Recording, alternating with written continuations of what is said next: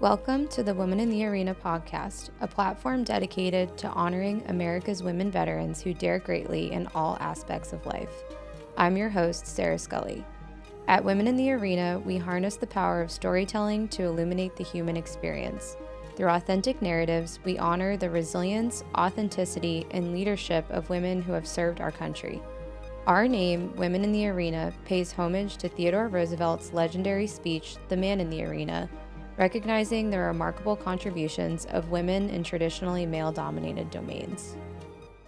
Welcome back to the Women in the Arena podcast. Today's episode is so special and so exciting, which I always say, but this one really is. This is our first ever book club themed podcast episode where we had the unique opportunity to sit down with author Lena Andrews, who created the book Valiant Women. In this powerful book, Lena brings to life the incredible and often overlooked stories of American women who served during World War II, highlighting their courage, resilience, and critical roles in the war effort. Over the past month, a group of our listeners has read along, and thanks to Lena's generosity, many of them received donated copies of the book and submitted thoughtful questions that help shape today's conversation. It's been so fun seeing people engage with the book, enjoy reading, learn along the way, and it's just been another fun way to connect with our community and get to know all of you better. Lena came to our community through a former guest, which is a perfect example of the authentic connections being made here at Iron Butterfly Media. With her background as an intelligence analyst paired with her research and storytelling of women veterans, Lena's work reflects everything we stand for here. She's a passionate writer doing the essential work of preserving stories, work that feels more important now than ever before. A huge thank you to everybody who followed along as this episode came together. I had so much fun collaborating with Lena, and I honestly could have spent many more hours talking to her about her research process, the inspiration behind this book, and the incredible women that she's connected with along the way in writing it. She is truly remarkable, and we hope that this is one of many book club episodes where we can bring amazing storytellers like her on and find more ways to connect, engage, and grow with this incredible community. As always, be sure to like, follow, and subscribe on your favorite podcast platforms and social media so you don't miss what's coming next. This lets us bring even more inspiring and energizing conversations to you. We hope you enjoy the show. Lena, welcome to the Women in the Arena podcast. I'm so stoked that we are recording this episode. I say that every time, but this is really special because this is very different than any episode we've done so far. You are coming to us to talk about a very special book that you wrote, and leading up to this podcast recording, we actually sent some of our listeners books that you gave to us as a gift. So thank you for that, to read the book and ask you questions. So that's why I have my laptop open today for those watching, which I don't normally. Normally it's just kind of a, smooth, easy conversation, because we have questions that they want to ask you about your work and about the women that you wrote about, which is so exciting. So we're really just inspired and energized by this new kind of take on an episode that we're doing. We hope to do more in the future, and we're so thankful for your time and also for the recommendation of one of our listeners to connect with you. I love when we just create these authentic connections across our community and then these cool things come from it. Yeah, well, thank you. I am so excited to be here. I love when people read my books, so that sounds nice. And it was a really good book. Thank you. I really, really loved it. It's a labor of love. I really, I'm so really excited loved to it. talk about these women. And today we are in our red, white, and blue because this is a patriotic book that we read about badass things that women contributed to the military in World War II. And it's actually the day after Women's Veterans Day, which I don't even know if we know. We were talking about Memorial Day, D-Day, the 4th of July when we were picking the day that we were going to record this, and a big oversight on my part that was yesterday. But yeah, so 1948, Women's Veterans Day marks the signing of the Women's Armed Services Integration Act, which permanently integrated women to the United States Armed Forces. Mm-hmm. So very timely for us to be doing this today. And I want to get into a little bit of what your book highlights, which is that While women were integrated in 1948, the equalities were not always there, and those actually took decades to fight for and win. So we'll get into all that. But first, let's talk a little bit about you and your story. Yeah. Tell us just, briefly where you're from, where you started professionally, and how that, translated into you writing this book and kind of continuing to become an author because you're now working on something else too. Yeah. So I sort of wrote this book by accident, I think, is the best way to describe it. Most of my career, I will say, to this point has been basically an accident. I tell that to a lot of young people, particularly now, who are interested in, federal careers or public service careers. The best things that have happened to me in my life have always happened not because I planned them. So I'm born and raised in the Boston area. In my view, one of the best places to be born and raised. Mm-hmm. But I agree, not because I was too. Yeah, but I don't know if you may or may not feel the same. I love Boston. I miss it every time I go back. So I was born and raised in Boston. I went to college in Boston, and then I moved to DC for 2 years, where I worked at the U.S. Institute of Peace through actually a connection through my alumni network, and which is now one of the institutions currently kind of under fire. But at the time, it was just this quiet organization that was doing a lot of work on the surges in Afghanistan and Iraq. And the thing that occurred to me while I was there, I'd sort of gone there because I was interested in conflict management, conflict resolution. And almost every time I went to a meeting, there was someone in a uniform in the room at the U.S. Institute of Peace, which was confusing to me at first. And then it became very obvious to me that, particularly in Iraq and Afghanistan, the military was doing most of the hard work of reconstruction and sort of conflict mitigation, conflict management, resolution. And I, at that point, knew very little about the military. I always tell people, because sometimes when people are World War II nuts, they've been World War II nuts since like birth. They came out and they were like, give me a book about Eisenhower. And that was not me. Everybody's dad. Everybody's dad. I was not playing with little toy soldiers when I was 12. But I came to the military circuitously in a little bit of a weird way. And then I applied to graduate school. I knew I wanted to get my doctorate. I thought I was going to get it on sort of conflict management. But then I got to my interview at MIT, which is where I ended up going. And I met my advisor, and he was like the only person in the world who would talk to me about military equipment. Like he would really want to talk about the equipment. At first I was a little thrown off by this, but then I realized he was the kind of person where the details mattered. Like we weren't going to just talk about theory up here. We were going to talk about how the practice of military operations informs the strategy of it. And that to me was like opened a door, and I just walked right through it, never looked back. So I got my doctorate at MIT in security studies and international relations. I wrote my dissertation on World War II for two reasons. One, because it's an incredibly interesting war, and once I started learning about it, I sort of couldn't stop. And then it turns out I was like everyone's dad. I was just like, this is so cool, you guys. Are you reading this? Can I ask you a question? Yeah. What did you think was cool about that particular time in history? For me, it was such a proving ground for everything. I was really interested in innovation and how militaries change and organizations change more broadly. And what's amazing about World War II, I mean, it's a horrific and terrible war, but when you sort of can step back from the horrors of the violence, what you can see is a tremendous organizational transformation over the period of a very short time. And that fascinated me. And it was happening in all kinds of different environments. World War II is really like 17 wars in one, all at the same time. And so for me as a social scientist at that point, it was the perfect little laboratory to kind of understand all of these things that really interested me. And so it was just a thread that I kept pulling and couldn't get. And it was also a challenge. And I think I'll be totally honest, part of it was I was a young civilian woman who was coming into this business late.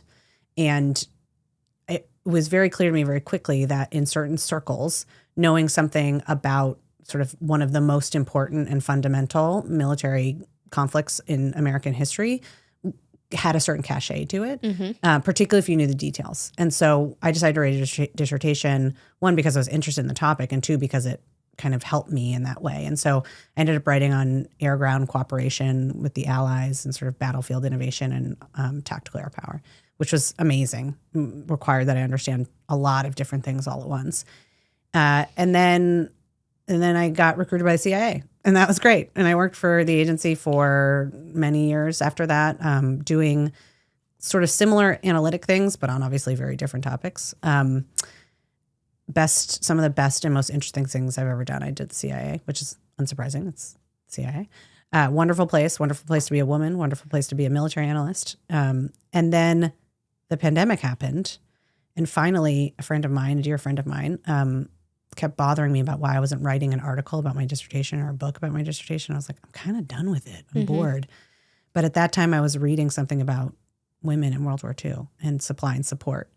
And I was telling him about it at a bar right before COVID started. He was like, that's the book you should write, to his infinite credit. And he said, and not only that, but I want you to talk to this agent friend that I know.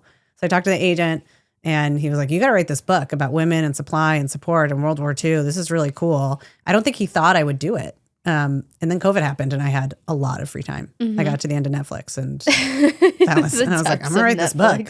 And I read all these stories about these amazing, I kept reading these memoirs and like ordering them off these weird websites, you know, and that you had to, like, from Cleveland or something, I get a book about these women, and they were just incredible. It was such a great story. Anyway, this is really long. I'm realizing I'm just going on and on about my background, but long story short, I did not expect to write this book. It was a sort of a COVID and a good friend and an accident that I ended up starting to write it. And that's how we are where we are today.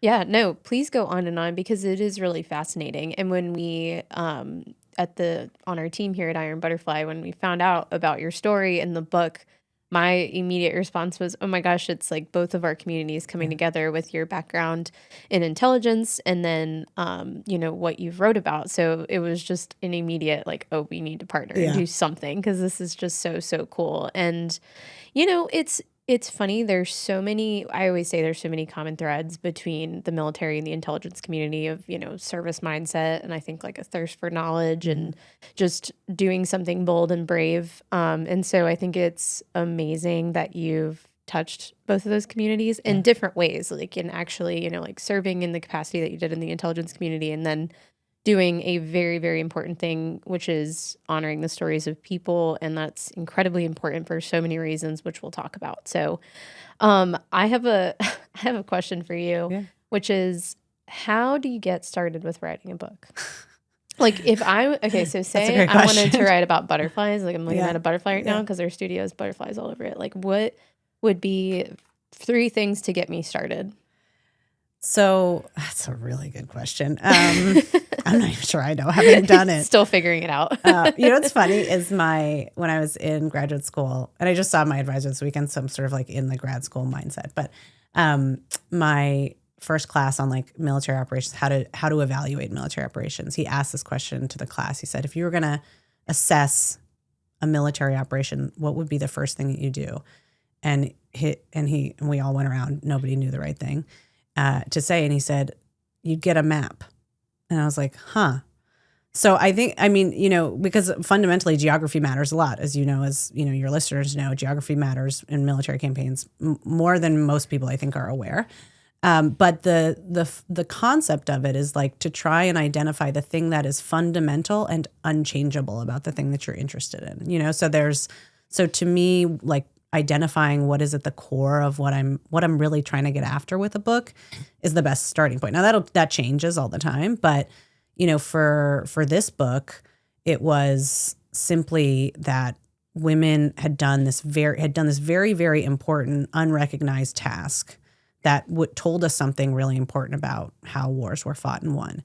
And that just became the through line and the heartbeat of the thing. But I had to see that thing very clearly before I could start to construct anything around it, because the hard part of writing a book is that your whole job is just like to read and learn and read and learn and read and learn. And then eventually you're supposed to write something. But if you don't have that heartbeat, that key thing, that unchanging thing that you're trying to get after, then you'll just end up reading and writing forever, which I have fallen into that trap many times. Mm-hmm. So that would be the first thing. It's like, identify what it is that you're trying to do here. Right. And then the second thing is probably just read forever, until your editor tells you to stop. Which is the point at which I'm at in my second book now. But, I think everything feels new. James Baldwin has this great quote, which is essentially like, everyone feels alone and unseen and totally new and original, and then they read. And you realize that sort of everything has been done before. Yeah. And so, but it also helps place you in the context of what you're trying to do. And so for me, that was a great pleasure of this book, was just reading and talking to women and understanding where I fit in. And then the third thing is, eventually you just got to sit down and put words on paper. They're often very bad words and just embarrassing. Yeah, you just got to, I know many people, I do this more now than I did on my first book, but who are basically like, every night you have to write X amount of words, and it doesn't matter if they're good or bad, you got to write them. And so every couple of weeks I do that. I'll sit down for like 2 weeks, and every night I'll write for an hour just to put words to the page and remind myself that I'm not, a reader, I'm a writer. Right. Awesome. I would love for you to give, because I could do it, but you're going to do it much more eloquently because of everything that you just said, but give kind of a historical context to what you captured in the book. So, where are we at in history? What's going on? And, just broadly, like what are we looking at here in this piece? Yeah. I think one of the key things that I was trying to do, and just to give you a little personal context before I get into the historical context of this moment, I was at the agency, this was, when did I start this book? Like right before COVID. So 2019. And at that point, we were simultaneously talking about wars in Iraq and Afghanistan, in Europe, in the Pacific. Like it was basically like we were preparing for every single possible contingency.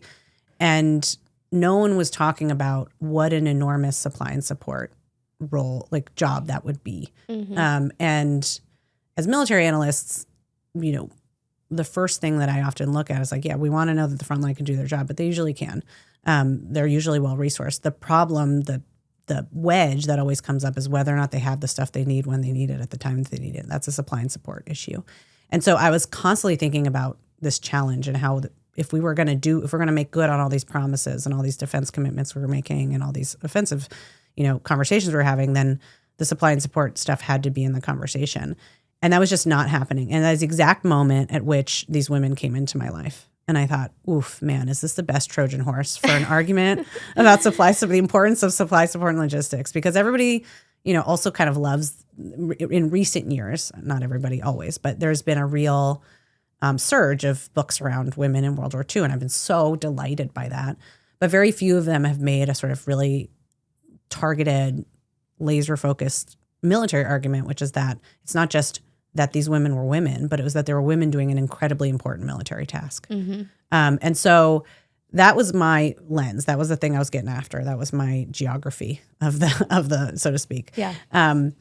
And then when I went back to World War II with that lens in mind, it was like, oh yeah, of course. And the first thing I did is I read George Marshall's memoirs from 1940 and 1941, when he's like really starting to panic about the prospect of a war. And he is obsessed, consumed with the problem of logistics, because people forget how enormous this war was and how much it demanded of the country. Everyone was participating in World War II at some level. It was total war. And I think, for me, the great frustration was that we were talking sort of politically here about what would amount to a total war without actually talking about the commitments that it would require.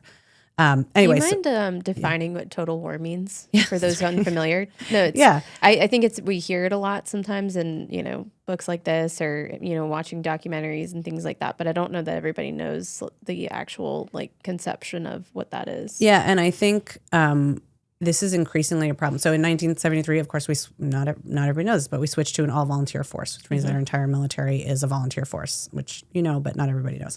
I think increasingly because of that, very, very few civilians understand what war even means, total or not.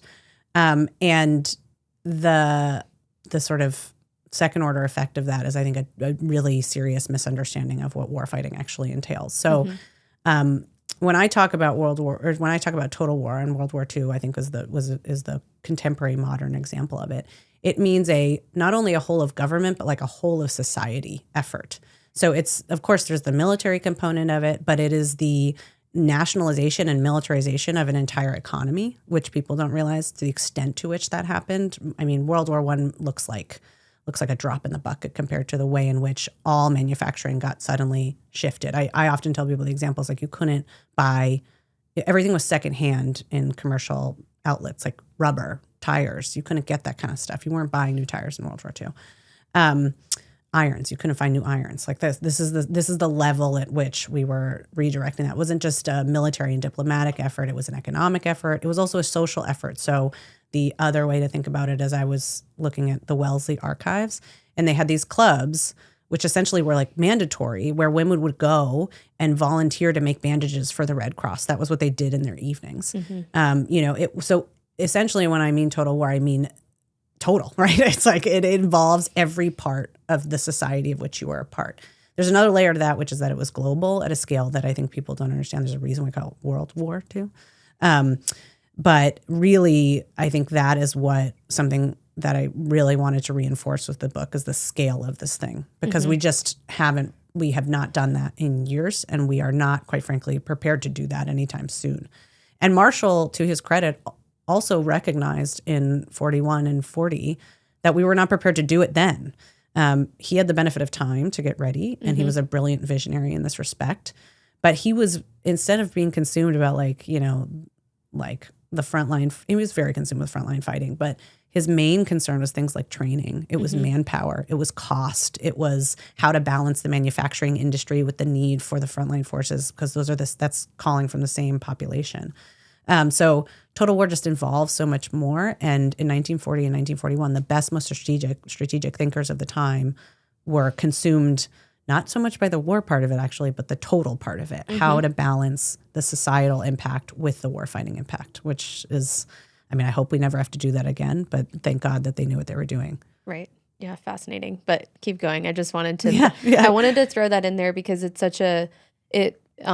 kind of sets the stage for what this book dives into, which is that it was an all hands effort. And that's why we saw, miraculous things happen, like women, stepping up to serve, wanting to contribute, because it really was a conflict that flipped our country upside down. And, we haven't seen anything since then, like you said, thank God. And hopefully we never have to again, but it's kind of, it's hard to wrap your head around having not lived through it, or if you don't know the history behind it. Yeah, and I think the touchstone that I use for like my students, for instance, who have really no frame of reference for this because most of them weren't even born around 9/11. What is COVID? COVID's actually like a pretty similar, like not similar, but in terms of the way that its tentacles reach into every part of everyone's life, and it can't be ignored.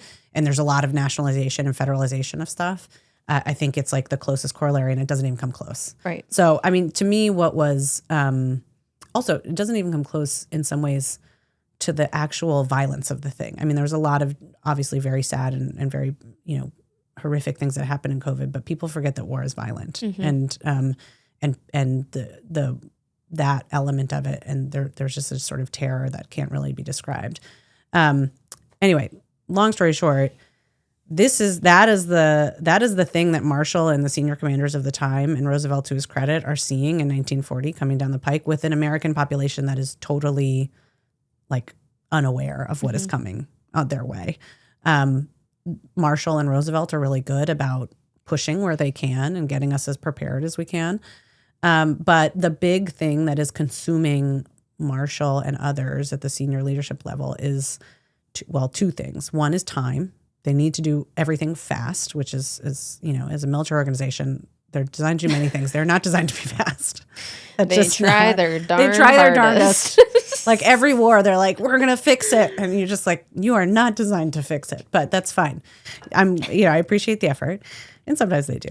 But anyway, so they needed to do it fast, and he sort of understood the limits of that. But they also recognized that personnel was going to be a huge problem, because, at this point, we weren't even really preparing for the number of contingencies we ended up fighting. But even looking at like a two-front global war, which is sort of how the Army envisioned it at that time, that there was, for the first time in American history, there were not going to be enough men of fighting age to do that job and to do the manufacturing that was required. Because people forget this was like a cutting-edge war. It was airplanes, tanks, rifles, like really highly mechanized war hadn't really debuted in a meaningful way at this scale ever. And so there was all of a sudden the need for all this stuff, the need for people to make all this stuff, and then the need for people to use all this stuff. And what Marshall and others become totally aware of very quickly, and we should be glad that they did, is that we simply do not have enough men of fighting age to do that. Mm-hmm. And that's when they start to have to get creative and look around at the other half of the population and say, would you like to do something? And they're all like, beating down the door to do something. Like, we're sick of making these bandages. Yes, let's go, Mm-hmm. And so it takes a while. We talk a little bit about how sort of the organization, the military gets there. It's not easy. But it was really an operational reality that forced the U.S. into doing this. I think there's a lesson in leadership in there, which we can talk about also. But Marshall responded to the needs of the battlefield, the anticipated needs of the battlefield, and we should be glad he did, because otherwise the math would never have worked out. Mm-hmm. Yeah. So tell us a little bit about, I read the book, but again, I want to give some context to, if somebody hasn't read it yet or isn't familiar with this part of history, some of these jobs that these women were called to do. Where did they step up and fill the ranks? That's my favorite topic. I think because it's about a really fundamental military thing, which you'll hear me say probably like a million more times in this very short interview, which is that the backbone of the fighting forces will always be supply, support, and logistics. That they've gone by many names. You can categorize them in many different ways, but unless you can get people to where they need to be with the stuff that they need, you cannot fight a war. And that comes down to the people in the sort of back, the rear, as we would say. And so what was fascinating about the women as I was starting to read their memoirs is that they were doing everything in all of those roles. It wasn't like people have this vision of women in World War II where they're just answering phones or being secretaries, which are critically important roles. Mm-hmm. And I have many stories about that. Like Eisenhower basically admitting that he needs really good secretaries to make his headquarters run, because when you're dealing with a 16 million person force, like a missed decimal matters. Yeah. Anyway, so like we can talk about that. Those are really critically important positions. But I think just like as a public, we don't totally understand, certainly civilians I don't think understand how diverse the roles are in the rear of the battlefield that ensure that, fighting forces are getting what they need. So I think about the example of strategic bombing, which at the time was this revolutionary new use of air power. We're going to reach out and touch the Japanese and Germans with our like overloaded bombers that would go and wreak a lot of havoc. At every step of the way for the strategic bombing enterprise, there were women in uniform, right? So you think about the manufacturing industry. Of course, we know about the Rosie the Riveters. They're making the planes. We love them. We love Rosies. And I interviewed a couple of those. But then, right, the plane is at the manufacturing facility. It's not at a base where it needs to be. So who's going to fly it? The women Air Force service pilots who are flying, bombers, fighters, every single type of plane you can imagine. They're flying them around the country to make sure they're actually at the base that they need to be, testing it, making sure it works, often in the planes that the men wouldn't fly because they were too scared. Other fun story I'll tell you about that. Can I also just say, and this, I was actually disappointed in myself when I read the book and realized this. I didn't realize the hand that women played in aviation during this part of history. I knew that women were flying, but can you touch on that a little bit? Because I really don't think a lot of people know. You've asked me my favorite question. Thank you so much. You're so welcome. The interview will now proceed to talk only about aviation. So I actually came to World War II through aviation. Aviation is one of my favorite topics of this period, the early ages. And my second book is on women in aviation at the turn of the century. So I'll try and be brief. However, the aviation, people forget in the interwar years, aviation as a civilian sort of enterprise exploded. It was like cyber or something like that. It was the new cool thing that everyone wanted to, like coding, I think. Everyone kind of wanted to get into it. But the people who did it were a little bit nuts because you were basically in like a crate with a motor in the sky. It was bananas what they were doing. The military, to its credit, sort of saw this and adopted it pretty early. But what was also amazing about aviation, it was incredibly egalitarian in the interwar years because all you had to be was a little bit crazy, right? And like men and women share that in equal measure. And so there were a ton of women in the interwar years who got their pilot's license. Not as many as men, but there were a lot. And they were like the coolest women I've ever met. Truly badasses in ways that I can't. If for your listeners, if you haven't Googled the 99s, do it. You'll never regret it. Anyway, so there's all these women getting their pilot's license. Then the war begins, and we have this new Air Force that is trying to make its way, trying to become an independent service, because people forget it was part of the Army at the time, but they were very much lobbying for independence. And a way for them to do it was to prove their worth on the battlefield in World War II.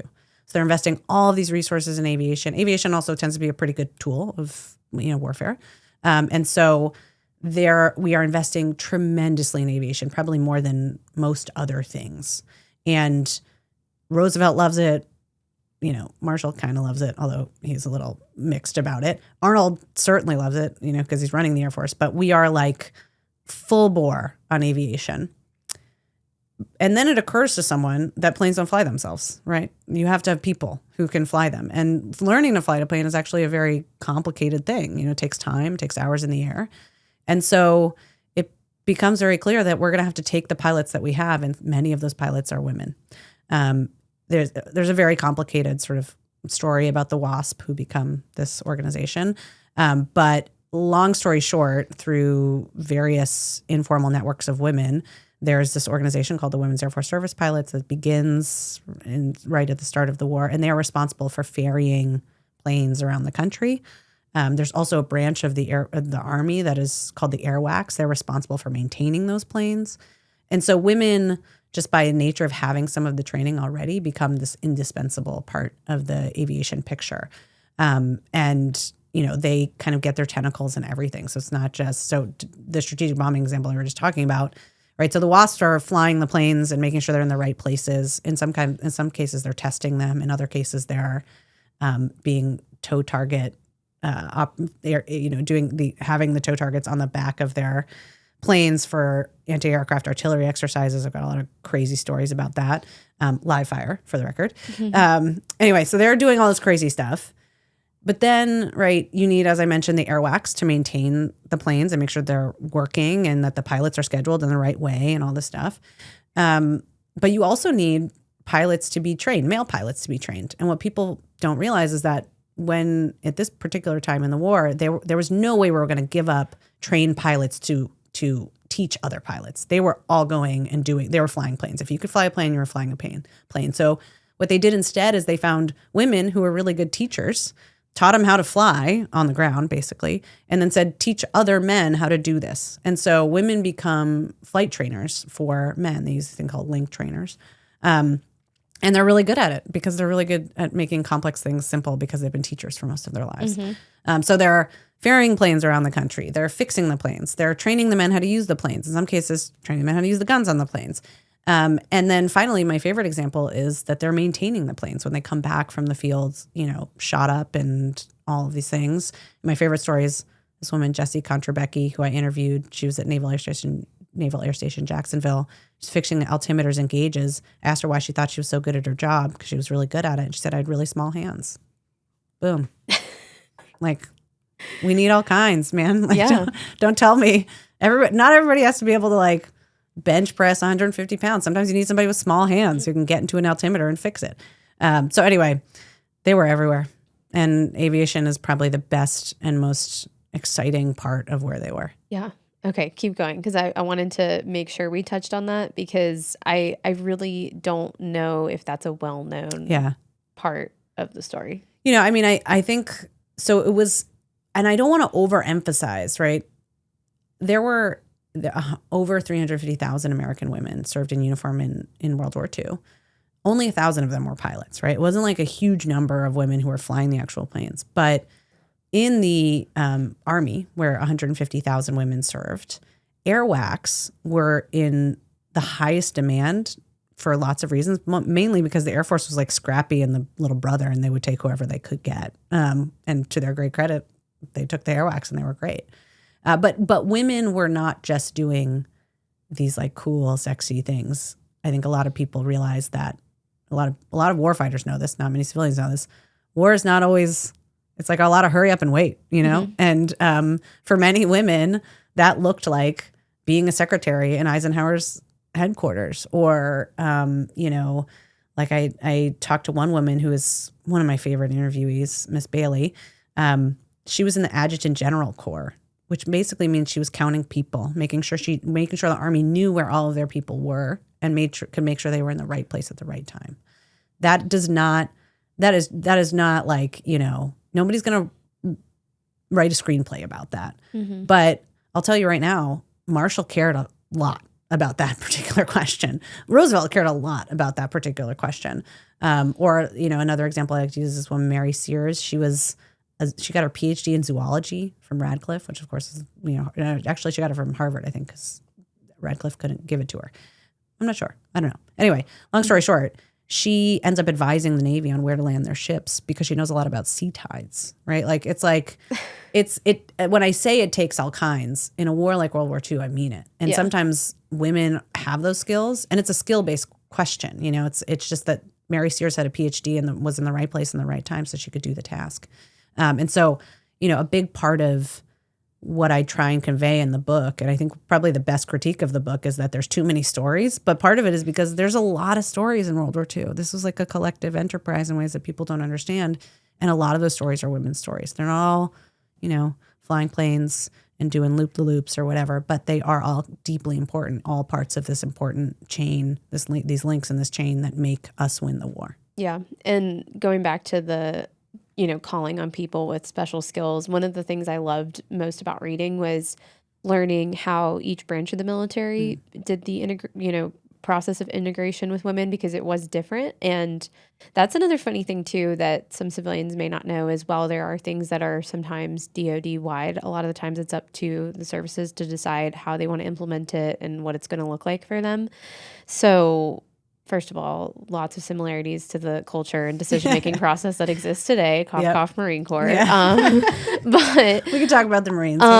But I thought what was really cool was when each service stood up, their version of whatever, this special unit of women or group of women was going to be that they were going to integrate. They would call on quite literally individual women and be like, hey, Sarah, you're going to figure out how to integrate women into the Army because you're educated and respected and you have a great reputation, and, we know that you're tough. Like, holy crap. Imagine somebody calling you and asking you to do that. I mean, every job I've ever had, and I think most people have had, there's been someone before you who you could call up and be like, I don't know how to do this, or I need some advice, or there's some continuity in place. But that was a pretty miraculous thing that these women were called on to do, was to create, these programs, think about how women were going to be trained, answer questions in the media, and just, a whole gamut of different challenges that they faced. Yeah. And, part of the reason that I spend, maybe some people may think too much time, but I thought it was really important to spend a lot of time on this particular little cadre of 5 women, essentially, who were responsible for building these organizations, is because the leadership lessons in that are endless. Like how it just tells you so much about what patriotism, like it basically, their patriotism knows no gender. And if there's any example of that, it is these women, because what they were called upon to do, any other sort of sane human being would say, no, thank you, hard pass. Like, that sounds ridiculous. Sounds terrible. But it wasn't even a question. It was like, the nation is in need. Okay. Everyone else around me is doing it. I'm of course going to do this thing. So I spend a lot of time talking about sort of how they were selected and why one of my favorite quotes was by Mildred McAfee, who was sort of selected unbeknownst to her to head the Navy, the Women Accepted for Volunteer Emergency Service, the WAVES. Very clever name. Their women's program, the Navy's women's program. And she, in her memoirs or in an interview, I think that she did, she was basically like, the rationale. So the military leadership went to women educators, like deans of colleges, and said, could you find us women, once they had decided to do the program, said, could you find us women to set this up? And Mildred McAfee's theory about this was the reason they went to women educators was because the military knew a lot about the military, but they knew nothing about women.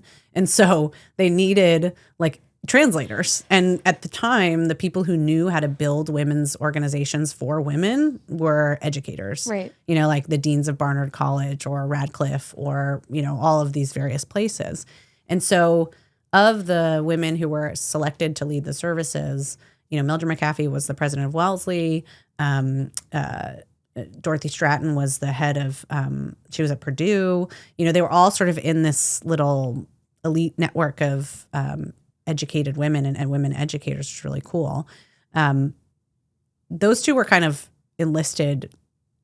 They were asked to do this task and kind of did it because out of duty, I would say. Ovida Kalpabi, who led the army and was the first, was like, she's one of my faves. She's such an interesting and dynamic person, very complicated character. But she was selected because she was sort of a well-known Texas debutante type who was married to the very well-known former politician, but had known the Roosevelts for a really long time and was heading something called the Women's Interest Section, which is basically like the comms for women in the U.S. And she had done such a tremendous job in that role that when they asked for someone to set up the army, they were like, ask Ovida. She's gonna be our gal. She was like 35 at this time or something. She was one of my favorites too. She's such a character. Yeah. She's like also like stunningly gorgeous and she had 2 Vogue profiles about her, which I recently discovered is because she was a member, I think, of the Cosmopolitan Club in New York, and the editor-in-chief of Vogue was also there. Anyway, there's a woman who can do it all. Yeah, she was like, and in fact, but the greatest thing about her, which I loved, and it felt so like reassuring to me, is in her papers when I was looking at them. She knew she was going to take the role, but she was really worried about all the commuting back and forth between Washington D.C. because she had 2 young kids, and she was worried she was going to like be a bad mom and not be able to manage her household while she was also managing like a division size unit, or like bigger than that, like 150,000 women. But she did it. She managed it. She did it beautifully. There were a lot of problems. The only thing I'll say about calling someone up is she had the vision. She didn't have anyone in the U.S. who she could talk to, but her and Eleanor Roosevelt, who went way back, decided they were going to call up the British and ask the women who were running the British sort of army at that point, women's army, to come and talk to them and have this very formative and important conversation about how this could go wrong. And I think it really influences Ovida Kalpabi's approach to this. But these women are just like a different breed of cat. They are so cool, badass, like unbelievable, patriotic, savvy, smart, all of those things. So during your research process, I have 2 questions.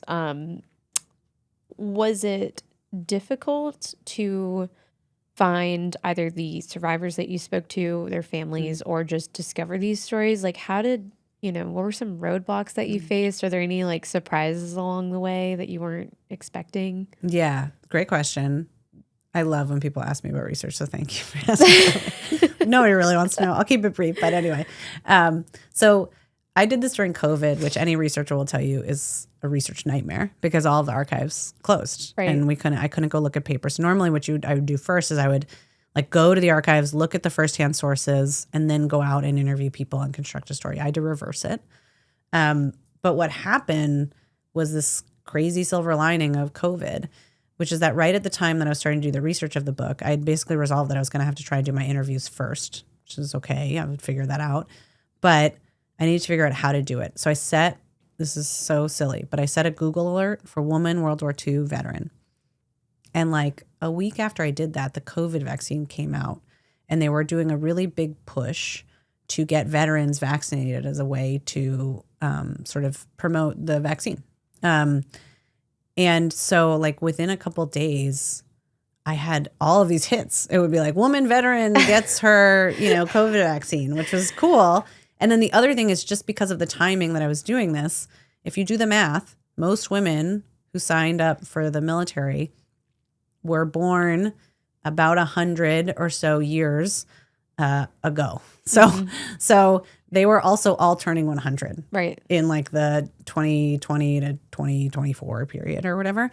And they were making all these announcements in local newspapers like, Vera Anderson turns 100, send her a letter or whatever. So that's how I got the initial hits. That's so fascinating. Yeah, it was totally crazy. It was almost, like you said, difficult time to research, but both of those 2 markers, COVID and then the time that you were writing, helped with identifying some of these people. It was like, I would have never told you that's like how could there have been a silver lining to all of this, but that was what it was. So Then I had to figure out how to get like a 100-year-old on Zoom, which was the best.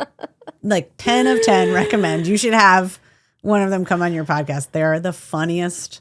I don't know. Something about the setup was just like great. They would, and also the fact that they did not give a crap anymore at 96, 97. We were talking about this before we started recording. So I laughed so much reading this book. Yeah. It's kind of a funny thing to say, like a book written about World War II. I'm laughing because there were some sad and, difficult things in it too. But I was laughing at the spirit of these women and how brave, smart, and funny they were. And it really made my heart warm because it reminds me of the women who I've served with. They have this bravery, badassery to them. They're experts at what they do. They're used to, breaking the status quo because unfortunately some of the things that these women experienced in terms of discrimination still exist today. But they are so funny. Yeah. And so witty.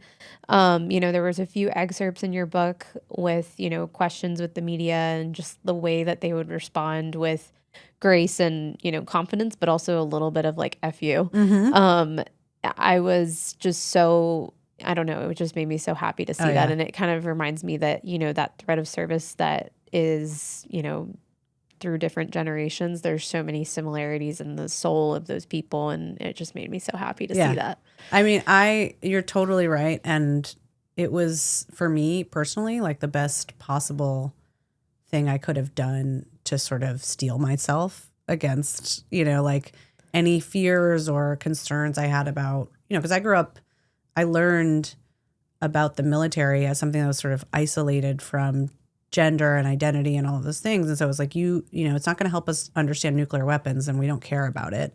And so I had some apprehensions about making this my first book. And then I talked to these veterans and it was like, what are you on about? Right. The stuff that they did with so much less in such worse conditions and with so much clarity, humor, thoughtfulness, like you just can't not admire these women. Because imagine, the selection effects here are crazy. Like to decide that you're going to join the Marine Corps in 1942 as a 20-year-old woman, like think about the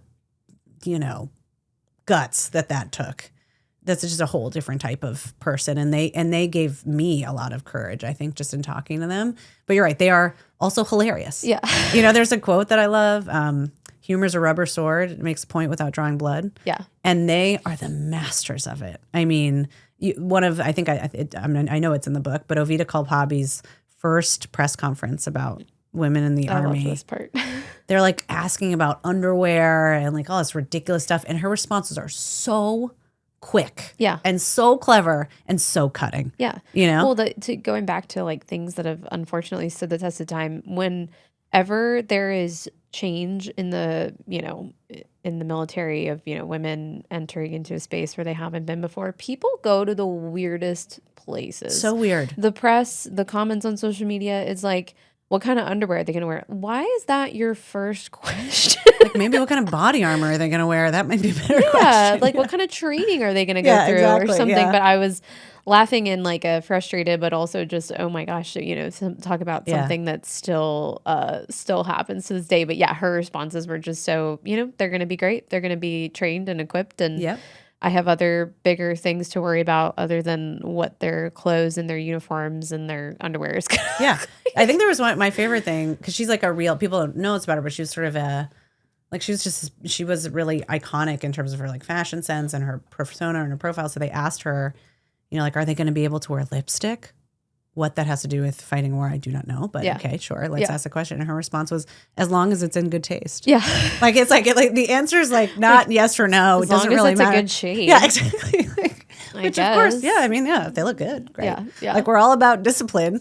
And in fact, this is also in the book, but the Marine Corps went so far as to like issue a red lipstick that women could wear. It's a beauty. I've tried to find it a million times. I can't. Which honestly would look great with their dress uniform because there's a little bit of red. And it matched perfectly. I think it was, I can't remember what the actual brand was, but I've looked it up a million times, called Montezuma Red.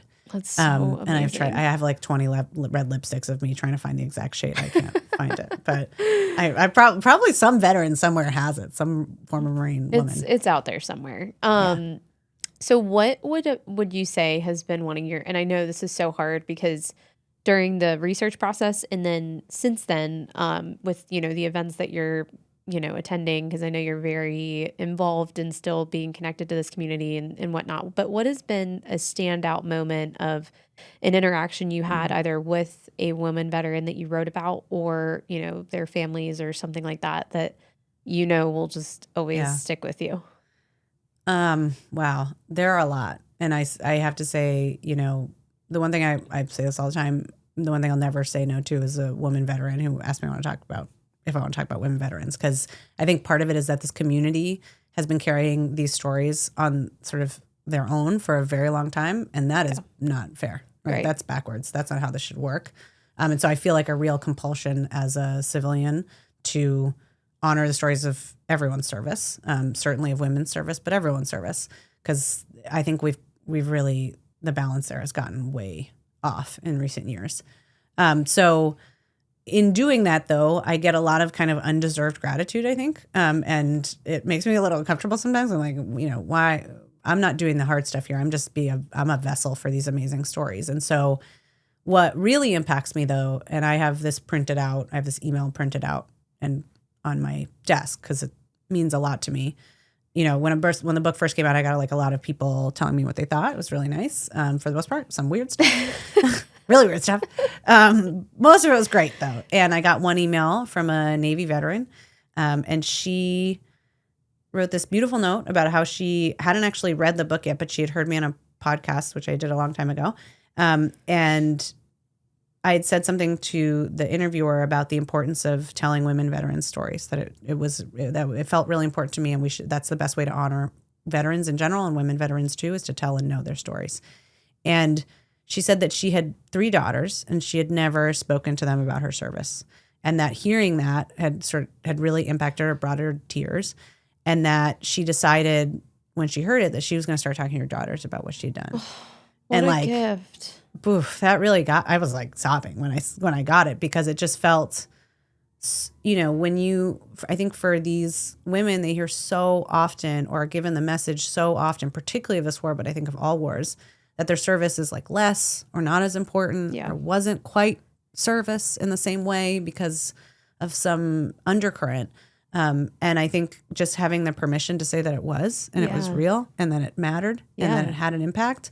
And having someone mirror that back, I think in this case, gave her a lot of freedom to see it for what it was. And that felt really, really powerful to me. And then as a mom, to know that her daughters will get that message, that really, I won't forget that. Yeah. Well, what you have done is so important. And obviously here, in this organization that we're in as a media company, we really honor the value of storytelling. And, many people, I believe, discount how important storytelling is, one, for legacy, like what you're talking about. So, stories being passed down through generations and just knowing like where you came from and the people before you, and what they've done. But even in terms of, equality and equity, like we have to tell stories.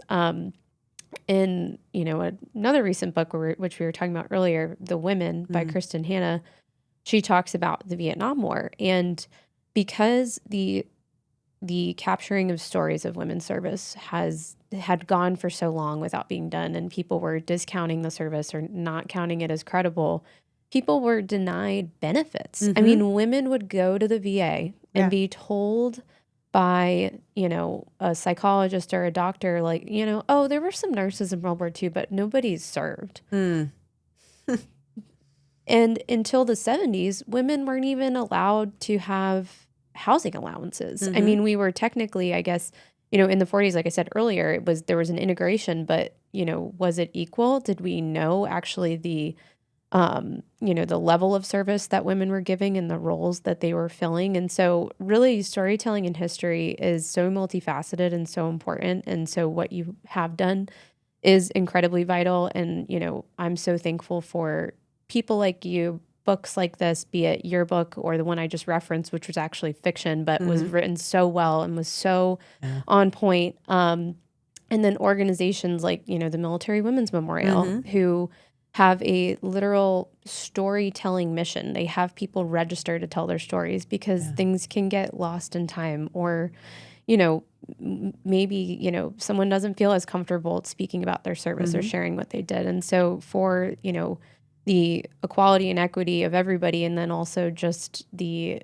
keeping of stories and the keeping of history, it's so important. Yeah. And I'll tell you, Military Women's Memorial is where I first learned about this. Yeah. Like I'd read every single book about World War II, and I walked into the Military Women's Memorial and I saw this exhibit and I thought, you gotta be kidding me. I really screwed this up. Like, I was so upset with myself. Well, there's so much to be learned. And if there's not a hub of information, and, men have contributed so much to military history, but there were institutions in place that were keeping records of their stories and upholding them and honoring them, which is beautiful, but it wasn't happening, in the same way as as it is with women. And we still see that today. I mean, we, sometimes publish things with this podcast about real and factual things, and we get people saying that never happened or that didn't happen. It's, well, it did. And just because you don't know about it, or maybe there's not a lot of information about it, doesn't mean it didn't happen. So we, I'm really proud of and honored to be involved with, people like you and organizations that are continuing to protect that information, no matter if someone's trying to dismantle it or, argue against it, because it's so important. On the topic of equity and equality, I'd like to talk a little bit about racial segregation and what was going on at that point of history, because, again, equality is such a difficult word, and it's not always true, or it doesn't really shed light on the whole situation. So can you talk a little bit about women of color who were serving during this period of time, and you touched on it in your book, and some of the challenges that, they faced and how service looked a little bit different for them? Yeah, and for me, this was a huge part of what I wanted to do, which was to sort of like relegate the stories of women of color to some single chapter, or like, talk about it in a footnote. Because I think very frequently, particularly around World War II, when we think of women who served in World War II, which we don't do often, but when we do, we often think of white women. And that's just not true. Many people have just seen the movie 6888 that Tyler Perry did on Netflix, and that is bringing a lot of attention to that particular unit of Black women who served. But, people forget all the time, the military reflects society. And if it doesn't, then you have a big problem, right? You want it to reflect society. Right. And in our case, that's a very diverse and multiracial world. Now, there were many complications to this. The Army was segregated throughout the duration of the war. That was a big controversy for Ovida Kolpabi, who herself was a Southerner and had some complicated statements and relationships with race. But there were strict limits on how many Black women would be admitted. And there were also, sort of, as always, as is often the case, really informal pressures and undercurrents that were pushing Black women away from service. Nonetheless, many Black women did serve, wanted to serve. It was part of what was called at the time the Double campaign, Double Victory campaign, which was sort of this notion that we could both, win the war itself, and also in doing so make serious gains in sort of the popular imagination around what Black service looked like, and the equality of Black people, and that service would be a vehicle to demonstrate why, Black people should be more well integrated in society, and why segregation should go. And it was actually, it was just a brilliantly done strategy, right? Because the whole narrative was, we are fighting for democracy, liberty, and freedom abroad, and yet we do not guarantee it for many of the people, not just who are in our country, but who are serving in uniform. That is a very powerful campaign, and it was a really impressively sort of executed one. It did mean that for certainly Black people in general, and I would highly recommend the book Half American by Matthew Delmont, which is about Black service during the war. But for Black women in particular, it meant a very complicated service picture, both in the Army and later in the Navy, who integrated their forces fully, but at a much later date in the war. Anyway, long story short, I really do try and keep in as a through line throughout the book what it was like from start to finish for women of color, especially Black women, who were doing this service taking on all of the challenges that came with being a woman in the service, and then also taking on all the challenges of being a woman in color in the service. And that was something that felt really important to me. And I hope readers will find is a really important part of the story, because we have to sort of look at this from all angles to understand how it shakes out. I also talk a lot about Asian American women who had a very serious role. One of the things I didn't get to talk about as much in the book, but is a really incredible story, are Japanese American women who served often, or not often, but in some cases, they would go directly from the internment camps to the enlistment locations, right? Like that is, talk about patriotism, right? Yeah. Talk about a belief in an idea, even as you are being denied it so visibly and forcefully. And then also talk about having someone who knows Japanese on your side, right? Like, the story, I think, part of why I wanted to tell it as an integrated part of the larger narrative is because it teaches us so much, and it tells us so much about how complicated our history is. And yet there are so many moments of grace and patriotism and bravery and courage that, in recognizing and acknowledging the challenges, we can then internalize what it means to move past and to persevere anyway. I mean, that's just like, there's no more American story to that than that. Yeah. Wow. That's incredible. Another question just on the topic of, equality and just some things that are different, or I guess more have evolved over time when it comes to things that women were facing. So something that was in the book that I thought was really fascinating was that women were issued these manuals about their sexual health and their anatomy. Yeah. Which, talking about like time before sexual freedom and exploring your sexuality was an open and talked about thing, and then we didn't have the internet. Like, a lot of these women probably didn't know a lot of these things, like how their body worked. I mean, I'm sure they knew where babies came from, but the actual act of like expressing themselves sexually and how to understand their bodies was not something that was talked about at the time. So I thought that was very interesting. Yeah. That they realized, women are out, serving, and they're, on this grand adventure, and the likelihood of them having sex is high. And just like it is with men, like they're young, able-bodied, healthy people, and they're bored. And they're 20. So we should give them some, protections, or I guess knowledge and awareness of their bodies so that they can make informed decisions. However, something you touched on in the book is that, this was a time where sexual harassment and sexual assault were not even words in our, in our vocab. We didn't have words for any of the behaviors or, violence against women or against anyone really sexually that took place. It was something that was more or less swept under the rug. And one of the questions that we got from one of the listeners and readers with this book club episode was, is there any research on, how many women did face sexual violence or, anything that they went through? And there's really not, I'm assuming. I mean, I know that you probably learned through stories and, people recounting some of that stuff. But, I mean, a lot of people don't know, up until, I think it was the 90s, there were no, barriers on, if I'm working for General blah, blah, blah, and I'm a private first class, he can ask me on a date. He or she can ask me on a date. And the power imbalance and, what that, how that really can rip somebody's safety from underneath them. And really all they could do was just protect themselves and make good informed, decisions for themselves. But, it's sad to think, how many things that these women probably did face that they didn't have the words or the protections to even speak up or advocate for themselves. Yeah.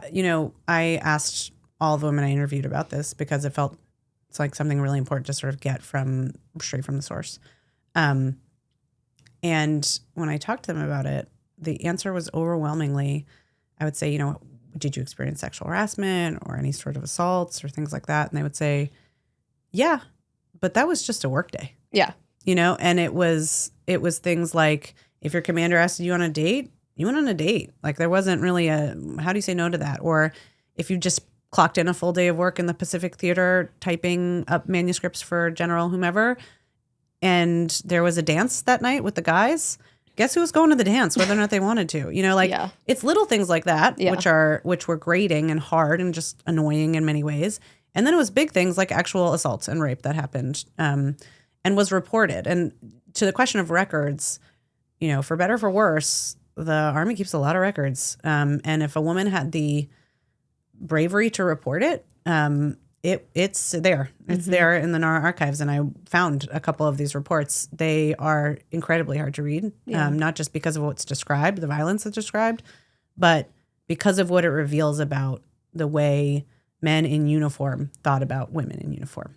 And, we always, the lens that I've always heard it is like, how do we sort of protect women and from the women's perspective and all of that. And the thing that resonated for me more than anything, the thing that kept popping up was like, what's going on with the guys?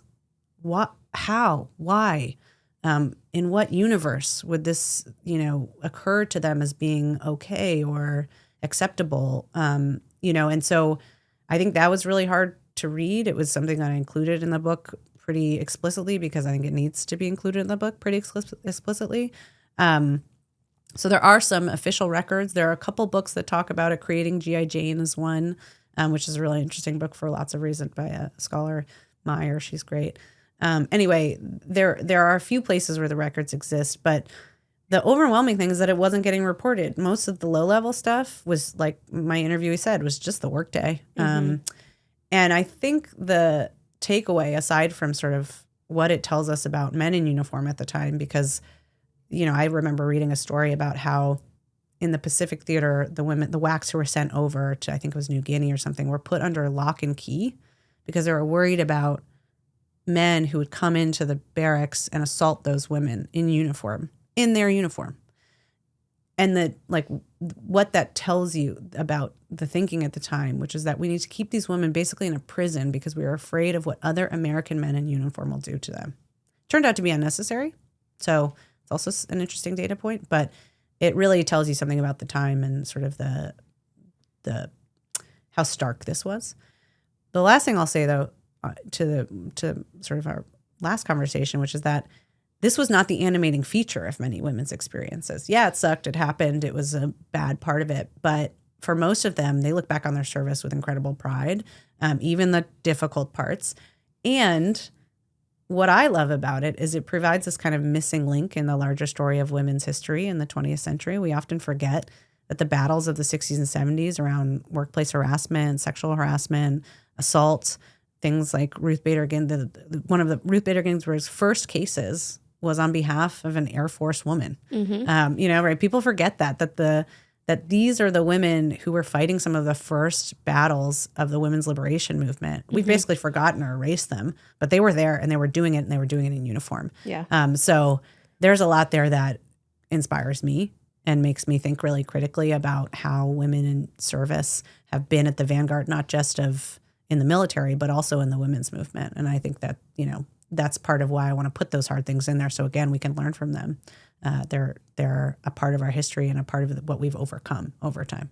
Yeah. And thank you for so gracefully and eloquently saying that while women did face that violence and the harassment, that is not the foundation of their experience, because they are so strong. And you have to toe the line sometimes with these conversations. And we've talked about it on this podcast before, of not wanting to delve too far into it because women are doing so much more, and you don't want all of the conversations to center around, these awful things that have taken place and unfortunately still do take place, because there's so much more to the story. But I think it's really important to highlight what you said, that, them advocating on behalf of women was what led to some of the changes and protections that we have today and the progress that we've made. And I believe the fact that we are phasing people out of the military in this society that would do such things or believe such atrocious things. But these women are so much more than that and contributed so much more than that.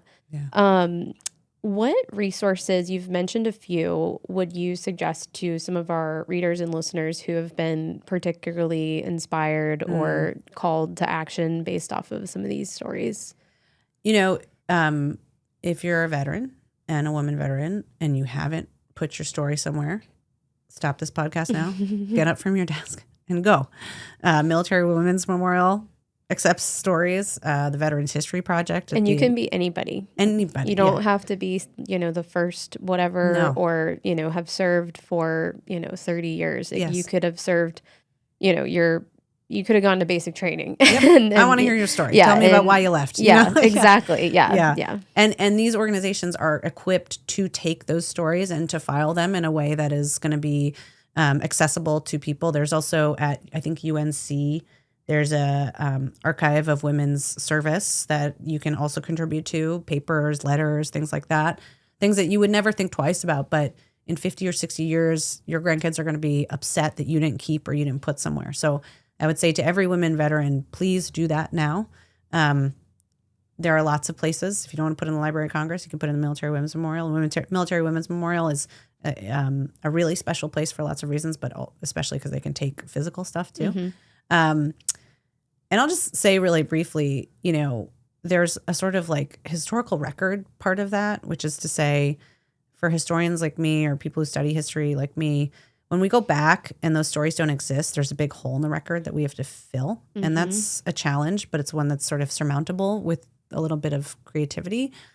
The bigger problem, the more challenging and the scary problem is not that the stories don't get told, but they get told by someone else. Mm-hmm. And so if you're sitting there thinking, I don't need to tell my story, it's okay if there's a hole, that's one thing. Think about if someone else fills that hole with their version of the story, and what they might say and how you might feel about that. And that is a much harder problem to correct historically. So I would just sort of like hammer that home with folks as you're not just telling the story to fill a gap. You're telling a story as almost like a defense mechanism to make sure that it exists as a counterpoint to the alternative narratives that may exist. Own your story. Own your story. Tell me about it. I want to hear about it. So that's the first thing I would say. Go do that. Put your stories down. And then for others who are just sort of interested in this period, I can recommend a million sort of secondhand histories. Code Girls is one of my favorites. If it's kind of old now, but it's one of my absolute favorites. There are a couple others. The D-Day Girls, I think, was one that was really good. There's lots on spies. People love spies in World War II. I mean, I do. Don't get me started about Virginia Hall. But yeah, there's a ton of those. But one thing that I really encourage people to do is to read the memoirs. Mm-hmm. There are a lot of women who served in this war who wrote little slim 150, 100-page memoirs like, was it Ruth Haskell, I think?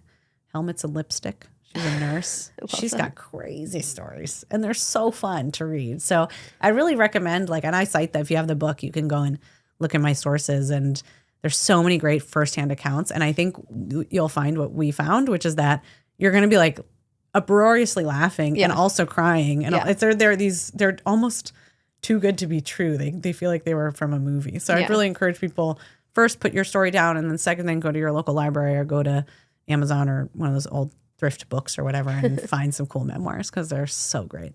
Awesome. Well, I could probably spend another 4 hours talking about all the things. Let's do it. We'll do a whole afternoon. Maybe we need a part 2. Thank you so much for participating in this. I'm excited to have had our first Women in the Arena book club podcast episode. I forgot to mention when we started, but we've been in true book club fashion drinking out of these new wine glasses, which are in our merch shop. So please go buy one if you're listening or watching. We do have mocktails in here because I was told by you that it's hard to recount history when you're drinking wine. So you don't want to get it wrong on film. Which was something I didn't consider. But please, if you're watching and you think they're cute, please go check out our store and give it a purchase. And we, with all of our guests, bestow upon them our special Women in the Arena bracelets, which have a quote from the Man in the Arena speech, but we, change it and, in light of this show, just to remind you that thank you. No matter where you are, as you continue to do amazing things and publish more books, tell more stories, educate more people, you always have a community here that's supporting you. And like I said earlier, really recognizes the importance, the necessity, and how special it is, everything that you are doing. And so thank you for everything you do. Thank you again for gifting us with your books that have reached all corners of the country to people that, we may have not ever been connected with. I love the quite literal butterfly effect that takes place with the show, with some of the things that we do. So thank you for everything. Thank you, guys. This has just been a treat. Let's do a part 2. Yes. At the bar when I can drink. Yes. Okay. Right, We'll do a happy hour one. Exactly. Great. Well, this is amazing. Thank you. And thank you to listeners, of course, and the readers. Awesome. The Women in the Arena podcast is powered by Iron Butterfly Media, a production company committed to honoring the lives of women who have had an unseen and outsized impact on our world. We hope you've enjoyed this episode. If you have a woman who you would like to nominate as a guest, please shoot us a message on our social media platforms. Be sure to subscribe and follow on Apple, Spotify, and YouTube. See you next time.